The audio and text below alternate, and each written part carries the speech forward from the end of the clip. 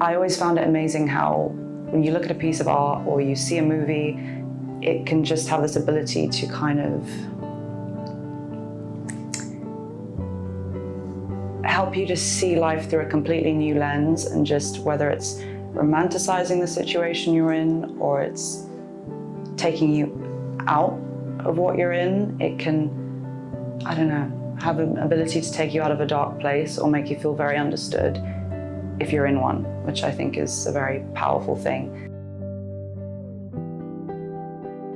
So I'm working on something called Deadly Nightshade, which is inspired by the Victorian era and being around the grounds and kind of, going back in time a little bit and thinking about that era.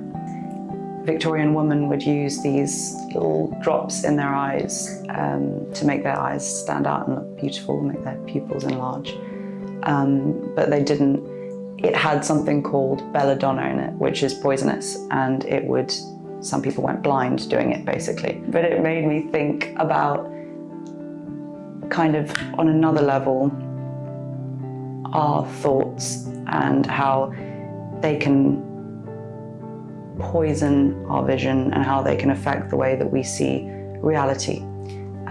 So it worked on these two levels, of this visual level, which was quite disturbed, but also this concept of how the thoughts can affect the way we see the world. I brought with me a bell jar to the residency because it's something I've wanted to use for a while. I've wanted to use a bell jar as a prop. Very interested in the bell jar, the Sylvia Plath book, and also just a lot of artists that I admire have used a bell jar before. Claude Cahun did a portrait in a bell jar, and Lee Miller as well, and I wanted to kind of do my rite of passage take on the bell jar. My main influences, I think, would be painters. So the Expressionists and the Surrealists. I was introduced to Francis Bacon by my dad when I was very young, and I loved it. I fell in love with his work because I just felt that it was very cathartic, but also it felt like it was conjuring things that you couldn't see with the naked eye, and I think that's really interesting, and I try and do the same. I'm after the same kind of thing with my work. I'm always creating.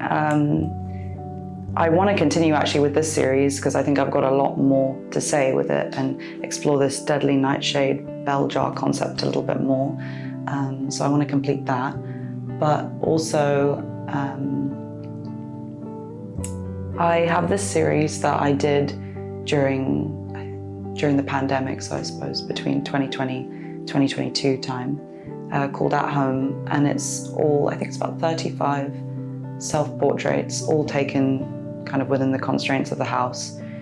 I would like to exhibit it all together, so I'm just waiting for the right place to do that, but I'm holding on to it. It's under lock and key at the moment.